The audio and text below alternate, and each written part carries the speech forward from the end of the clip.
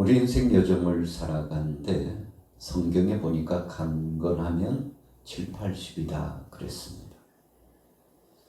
요즘 좀 장수한다는 이 시대가 되면서 100세를 전후한 장수하는 사람들이 굉장히 많아졌습니다. 그러나 그렇다 할지라도 언젠가 이 육신의 장막집이 벗어던져진다고 말씀했습니다. 우리 사람은 이분법적으로 되어 있죠. 하나는 영혼이요, 하나는 육체입니다. 하나님께서 첫사람 아담을 지으실 때 흙을 가지고 빚으셨습니다. 그리고는 육체의 그 형상을 만드셨어요. 머리에서부터 발끝까지 우리가 이 머리에는 또 머리숱이 나게 하고요. 그리고 이마를 형성하고, 그리고는 거의 2개씩 허락하셨죠. 우리가 두상이 하나지만 가장 중추적인 이 뇌 기관을 보면 좌뇌가 있고 우뇌가 있습니다. 자, 눈도 왼눈 있고 오른눈을 하나님이 주셨습니다. 코도 하나라고 표현하지만 그냥 콧구멍이라고 우리가 표현하는데요, 양쪽으로 이렇게 하나님이 주셨습니다. 그래서 이 코가, 이 구멍이 아래쪽으로 이렇게 향하게 한 것도 하나님의 섭리잖아요. 이제 저 남쪽에서 태풍권이 올라오고 있는데 장마 전선 영향을 받아가지고 그제도 비가 이렇게 내렸잖아요. 또 오늘 오후에도 저녁 시간대 경기 북부권 이쪽으로 비가 많이 온다고 그러는데, 자, 어쨌든 이제 비가 내리면 여러분 빗물이 위에서부터 아래 우산을 쓰지 않으면 흘러내려요. 그런데 코로 물이 들어가지 않게 하나님의 섭리 중에 우리를 지으신 것이 참 생각하면 우습기도 하고, 또 생각하면 생각할수록 너무 하나님이 오묘하시게 하나님이 그 섭리 가운데 우리 사람을 지으셨다는 거죠. 여러분, 그런데 이분 하나만 하나님이 허락하셨죠.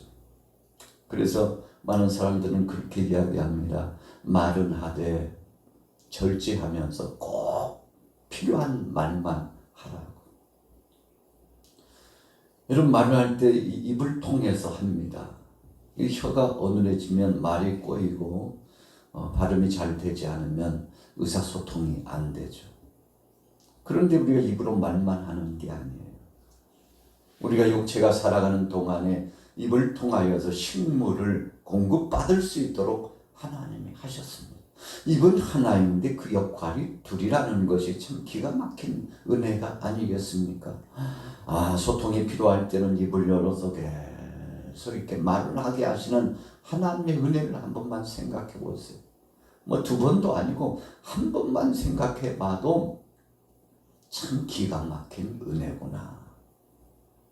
여러분, 좌우측에 손을 보세요. 우리가 한 손으로도 할 수 있지만 2 손으로 반짝반짝 이렇게 수신호도 보내고 모션도 그리고 율동도 하고 춤도 추고, 여러분 참 하나님께서 역동적으로 살아가도록 주셨죠. 아래쪽으로 내려가면 팔을 또 2개를 하나님이 허락해 주셨지 않습니까? 그래서 하나님의 은혜 가운데 살 수 있도록 허락하여 주셨죠. 그 외에도 하나님께서 중추적인 이 기관을 통해서 하나인데 2개 역할을 하는 이 기관이 우리의 몸에 구조적으로 하나님께서 허락해 주셨다는 것을 알면, 우리가 겉만 지금 잠깐 생각했습니다만 여러분, 우리 육체 안에 이 장기들을 생각해 보면요, 이것 또한 하나님의 은혜인 것을 우리가 생각해 보는 겁니다. 이런 기관을 통해서 육체의 때를 살게 하셨는데, 육체로만 하나님께서 형태를 지으신 걸로 끝나지 않으시고 그 코에다가 생기를 불어넣으시니 생명이 되었다고 했습니다. 그래서 우리 사람은 영혼이 떠나가면 삶이 마무리됩니다. 뭐 천하 없는 장사라도 호령하고 역동적으로 근력을 보이고요. 나 이런 사람이라고 인물이 출중해가지고 선남선 선녀들이 함께 공동체에 모이면 그 얼굴색이 다 달라요. 가지각색이에요. 형형색색이에요. 그 아름다움이라고 하는 것은 이루 말할 수 없습니다. 여러분 사람의 얼굴을 보면서 야 이건 화가가 그림을 그려도 이렇게 그릴 수 없다. 똑같은 것 같은데 심지어는 쌍둥이도요. 자세히 보면 가까이서 늘 사는 사람들은 저 아이가 누구고 저 아이가 누구다. 저 사람이 누구고 저 사람이 누구다. 구분이 된다는 거 아니겠습니까? 왜 구분이 됩니까? 똑같은 것 같지만 다르게 하나님의 거룩한 형상으로 우리 사람을 지으셨기 때문에 그런 겁니다. 우리가 육체의 장막집을 거죽을 뒤집어 써서 쓰임받아 산다. 그렇게 표현해야 맞는 것이라고 오늘 적어도 고린도후서 5장의 말씀을 통해서 육신의 장막집이라고 표현한 이 하나님의 말씀을 통해서 우리가 재해석해 보면 그렇습니다. 시험 하나님이 시험 당하여 허락하여 주셨구나. 오늘 본문에도 보면 그런 의미가 있잖아요. 8절에 보세요. 5장 8절 같이 한번 읽어보겠습니다. 시작. 우리가 담대하여 원하는 바는 차라리 몸을 떠나 주와 함께 있는 그것이라. 여러분 그러니까 씌워주는 가죽의 때가 끝나면 죄 없이요. 더 이상 기회 없습니다. 한 번의 기회를 하나님이 허락하신 거죠. 종종 어떤 사람들은 깊은 잠에 들었다가 죽었다고 생각했는데 다시 하나님께서 깨워주셔가지고 또 다른 일상을 진행하는 사람이 있어요. 어떤 분은 천국에 다녀왔다 하기도 하고 내가 의식을 잃었었는데 깊은 수면의 상태에 있다가 왔다고 여러 가지 표현을 하고 있죠. 여러분 어떻든지 우리가 숨을 쉬지 않는 것은 영원히 떠났다는 겁니다. 숨을 쉰다는 것은 하나님께서 태초에 아담을 처음에 천지 만물을 창조하시고 지으실 때 이 영혼을 불어넣으신 거거든요. 생기를 불어넣으신 거거든요. 그래서 생명이 되고 역동적인 활동하는 사람이 된 거 아니겠습니까? 그래서 영혼의 가치가 굉장히 중요한 겁니다. 육체의 장막집의 때가 끝나면 이 속에는 영혼이 떠나가도록 되어 있어요. 그리고 우리가 장차 잠들어 있는 모든 시대가 끝나고 주께서 친히 다시 오셔서 재림의 그때 세상의 모든 피조세계에 하나님께서 호령하시고 다 회복하신 다음에 우리 사람도 육체와 영혼이 하나같이 되어서 변화체가 되게 하신 다음에 여러분 진정 진실로 회복하시는 그때가 되면 떠났던 영혼이 육체와 더불어서 하나가 되어 변화되리라. 여러분 변화되는 것.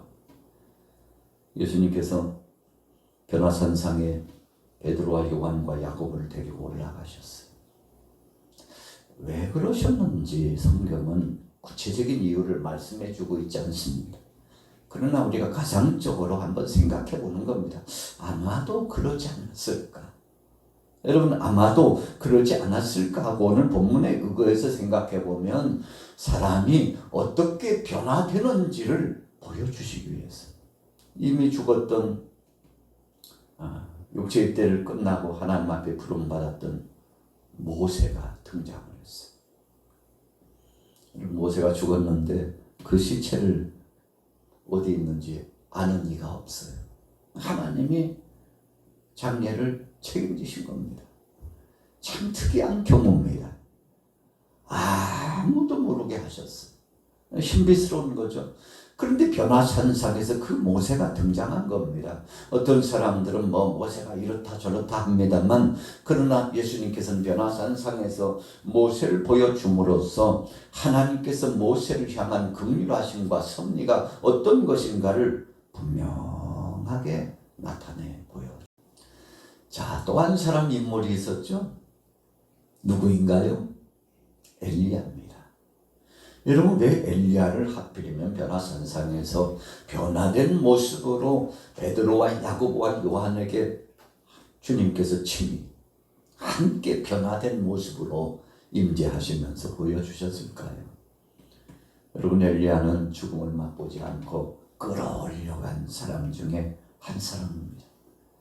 엘리야와 아주 유사한 삶을 살아간 사람이 바로 에녹이잖아요. 이 성경에는 두 인물이에요. 에녹과 엘리야가 죽음을 맛보지 않고 끌어올림을 받고, 여러분 다 육체의 때가 끝나면 영원히 떠나가고, 그리고는 죽음을 맞이했는데 특이하게도 두 사람에 대해서는 하나님이 그렇게 하셨다 이겁니다. 우리의 영적으로 생각해 보면 우리의 육체와 때와 영혼의 때를 책임지시는 분은 하나님이시라는 것을 보여주신 거죠. 사람이 꼭 죽을 필요는 없다는 것도 보여주신 겁니다. 하나님이 정하시고 섭리하시고 역사하시면 죽지 않고도 그때를 면하고 하나님 앞에 부름받을 수 있다는 예외성을 우리에게 말씀해 주셨으니 얼마나 감사합니까? 왜 그렇게 불러가셨을까요? 여러분, 육체의 때는 잠깐 지나간다는 것을 계시적으로 그렇게 말씀해 주신 겁니다. 보여주신 거예요. 나타내 주신 거예요. 중요한 때마다 그런 역사를 진행해 주었잖아요. 에녹이 죽음을 맛보지 않고 하나님 앞에 부름받은 그때가 언제입니까? 여러분, 참 경이로운 역사입니다만 노아의 홍수 전후에 아주 중요한 전환점의 시기에 하나님께서 그렇게 하셨어요. 심판의 중요한 전환점의 역사에 그렇게 하셨어요. 선지자 시대에 엘리야와 엘리사의 시대에 참 세상이 얼마나 암울했습니까? 그런데 그때도 그 암울한 시대, 그것도 남유다보다도 북이스라엘의 그 시대, 왕들이 백성들과 더불어서 타락해가지고 선한 왕은 눈을 씻고 봐도 보이지 않았던 그 시대가 북이스라엘의 시대예요. 여러분, 그것도 아합이 득세했던, 이세벨과 아합이 득세했던 그 시대. 그럼에도 불구하고 하나님은 말씀합니다. 그러나 그럼에도 불구하고 믿음에 있는 자는 하나님이 책임져 주신다.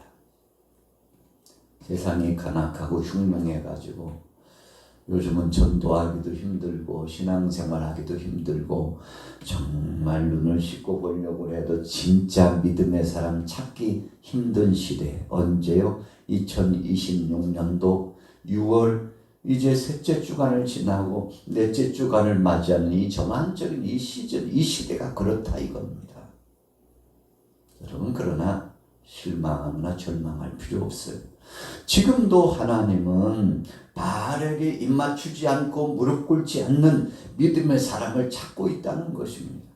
우리 인생의 육체의 때와 영혼의 때를 하나님이 책임져 주신다고.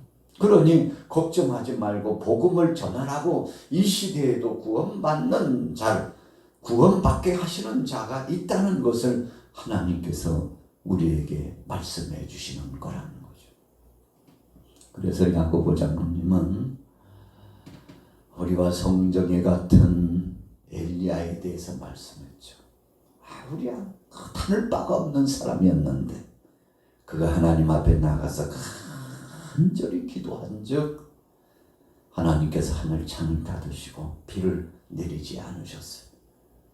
얼마 기간이었나요? 3년 6개월 동안 비를 허락지 않으셨어요. 우리와 성정이 같은 사람이라고 그랬어요.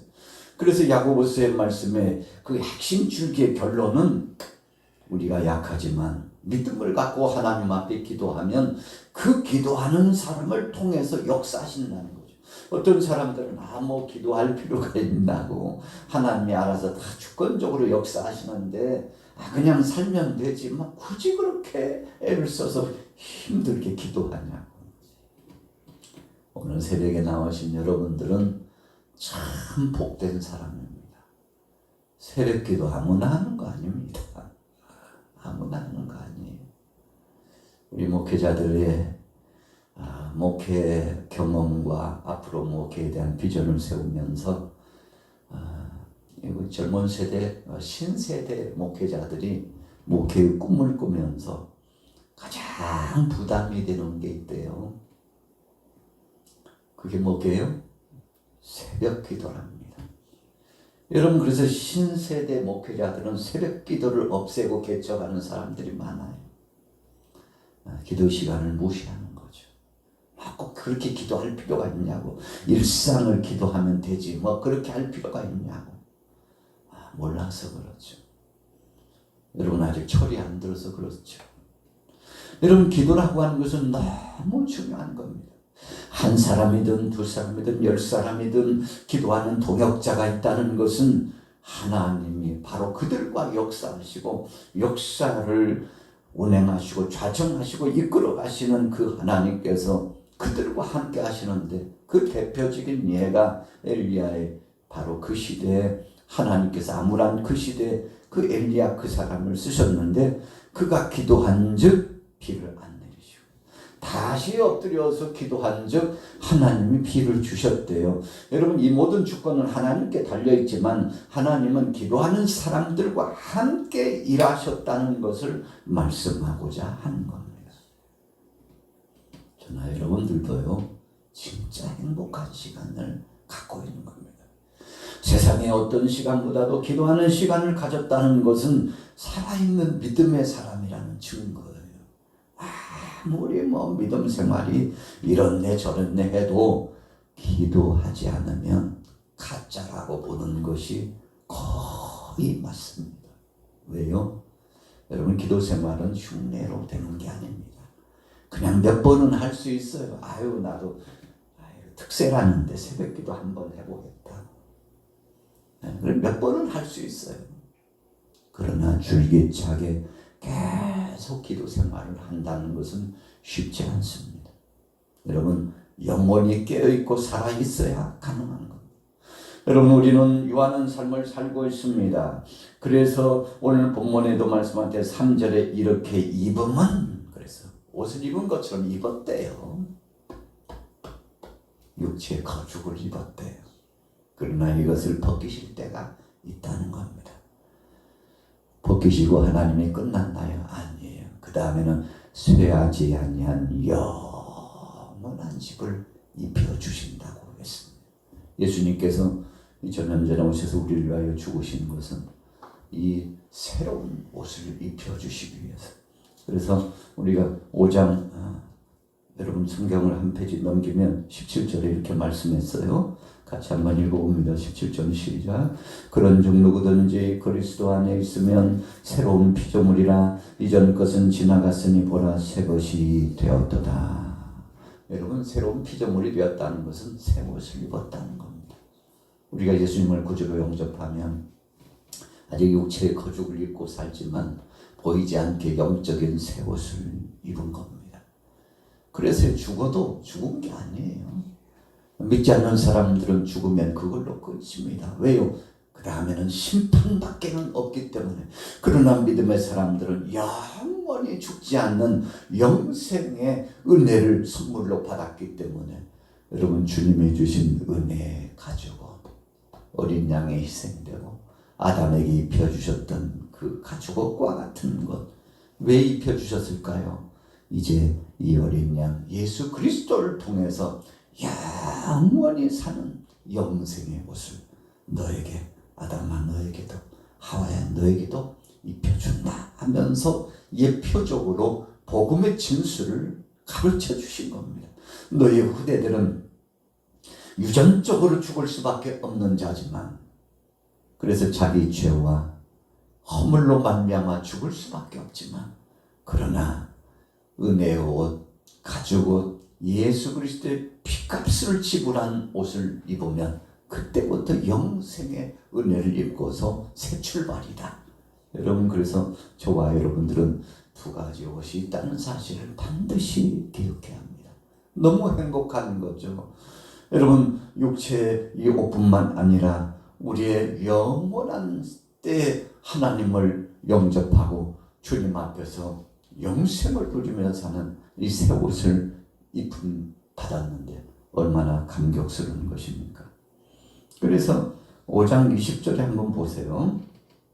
같이 있습니다. 20절 시작. 그러므로 우리가 그리스도를 대신하여 사신이 되어 하나님이 우리를 통하여 너희를 권면하시는 것 같이 그리스도를 대신하여 간청하노니 너희는 하나님과 화목하라. 하나님이 죄를 알지도 못하신 이를 우리를 대신하여 죄로 삼으신 것은 우리로 하여금 그 안에서 하나님의 의가 되게 하려 하심이라.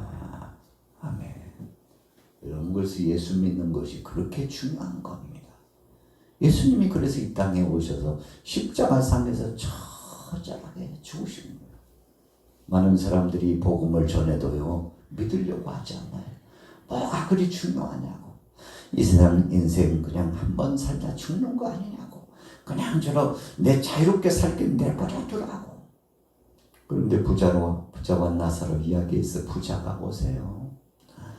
그 천국의 모습 나훈을 보고 지옥의 불 속에서 고통당하며 신음하면서 세상에 있는 형제들을 위하여 그렇게 걱정하고 몸부림쳐도 소용없다고 그러셨잖아요. 여러분 다 때가 있습니다. 지금은 구원받을 만한 때요 은혜의 때입니다. 이 시간이 지나면 끝입니다. 이 영적인 은혜의 산실을 가지고 오늘도 여러분들 주님의 은혜 가운데 믿음으로 승리하셔서 육체의 때는 끝나고 영혼의 때가 온다는 사실을 기억하여 믿음으로 승리하시기를 예수님의 이름으로 축원합니다.